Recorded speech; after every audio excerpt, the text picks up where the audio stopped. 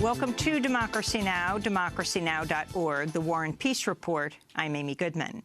The Pentagon has confirmed U.S. Special Forces are on the ground in Iraq, taking part in the battle to retake Mosul, Iraq's second-largest city, which fell to ISIS 2 years ago. Despite President Obama's pledge against having boots on the ground, the Pentagon said U.S. Special Forces are on the front lines and finding targets for U.S. airstrikes. The offensive to take Mosul is expected to take weeks, if not months. Iraqi forces reportedly captured 20 ISIS-held villages Monday.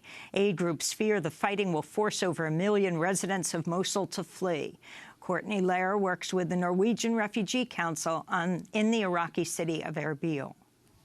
NRC is currently preparing for massive waves of displacement coming out of Mosul. We are expecting in the first several weeks up to 200,000 individuals and total around 700,000 people fleeing Mosul in the coming months. The humanitarian community is desperately trying to prepare, but this many people at once is extremely challenging. In news from Syria, Russia and Syria have temporarily halted airstrikes on the besieged city of Aleppo in what Russia described as a humanitarian pause. A new round of talks is expected to begin Wednesday in Geneva. In campaign news, The Guardian is reporting Donald Trump has hired Mike Roman, the former head of the Koch Brothers intelligence gathering operation, to run an election protection effort. For weeks, Trump has been claiming the election would be rigged at the voting booth. On Monday, Trump claimed dead people and undocumented immigrants are voting. They even want to try to rig the election at the polling booths. And believe me, there's a lot going on. Do you ever hear these people? They say there's nothing going on.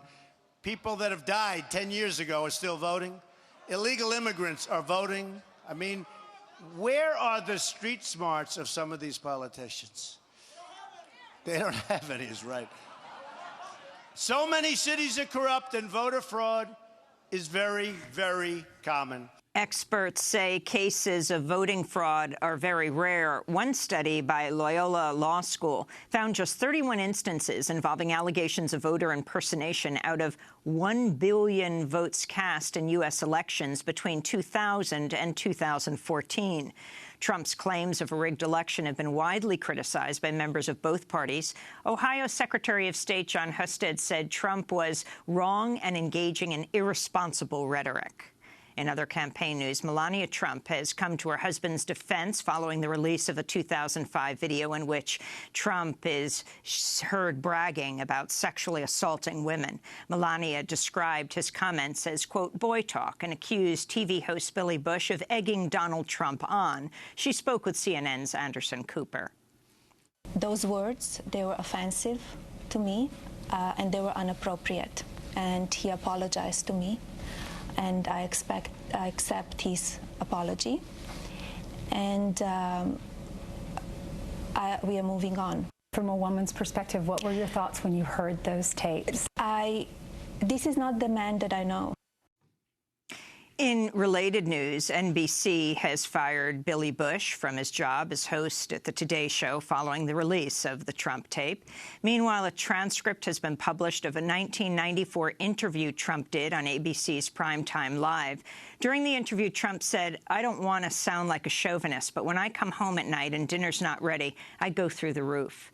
Trump also said, quote, I tell friends who treat their wives magnificently and get treated like crap in return, be rougher and you'll see a different relationship. Meanwhile, Republicans are calling for State Department official Patrick Kennedy to resign after newly released FBI documents suggest he pressured the agency last year to downgrade the classification of emails found on Hillary Clinton's private server. According to the FBI documents, Kennedy offered to allow the FBI to place more agents in Iraq in exchange for declassifying the emails. The FBI and the State Department have denied that a quid pro quo ever existed. A retired four-star Marine Corps general has pled guilty to making false statements to the FBI during an investigation into leaks of classified information. James Cartwright, who was known as President Obama's favorite general, admitted he lied to the FBI during an investigation into who leaked classified information to the New York Times about Stuxnet, a secret U.S. cyber warfare operation against Iran. According to Yahoo News, Cartwright is the 10th person to be criminally charged under President Obama in a case related to classified disclosures, more by far than were brought by any president before him. In news from Guantanamo, Mahamadou Ould-Slahi has been released back to his home country of Mauritania after being held at Guantanamo since 2002 without charge or trial.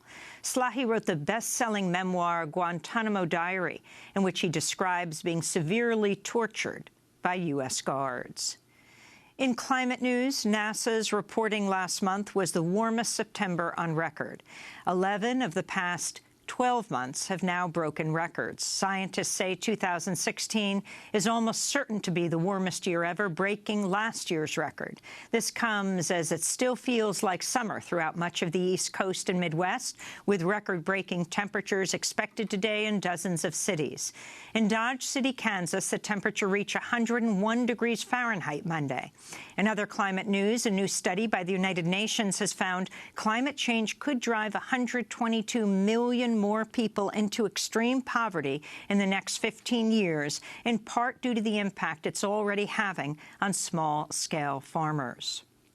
The Guardian's reporting ExxonMobil has asked a federal court in Texas to throw out a subpoena from New York State that would force the oil company to hand over decades of documents as part of a wide-ranging inquiry into whether it misled investors about climate change risks.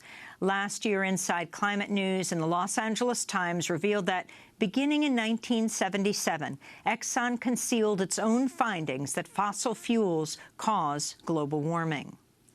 The nation's largest police organization, the International Association of Chiefs of Police, has issued a formal apology for the, quote, historical mistreatment of communities of color, unquote. The organization represents 18,000 members. Alicia Garza, a co-founder of the Black Lives Matter movement, told Think Progress the admission is a positive step toward justice, reconciliation, and healing, but said it doesn't go far enough to address modern-day problems. Garza said, quote, if the last 3 years has shown us anything, it's that these deplorable actions are still happening today.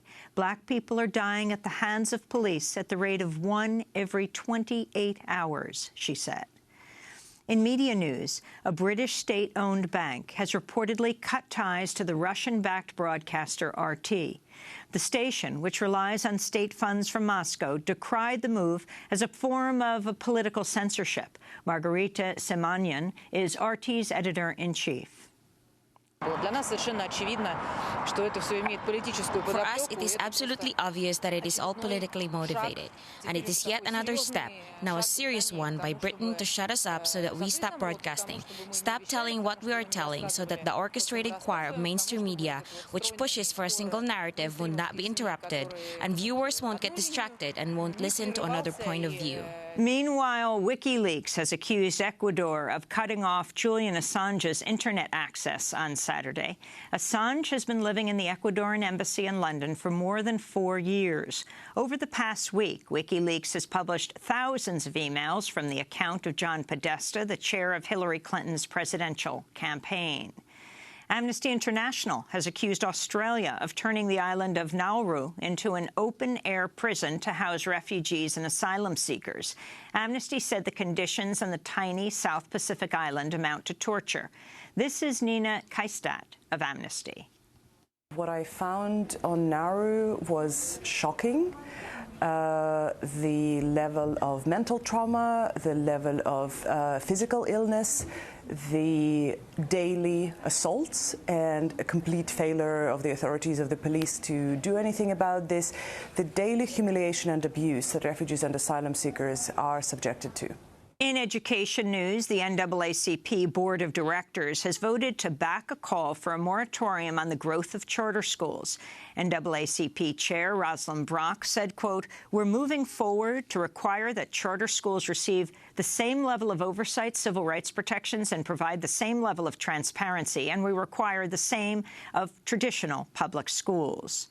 And those are some of the headlines. This is Democracy Now!, democracynow.org, The War and Peace Report. I'm Amy Goodman.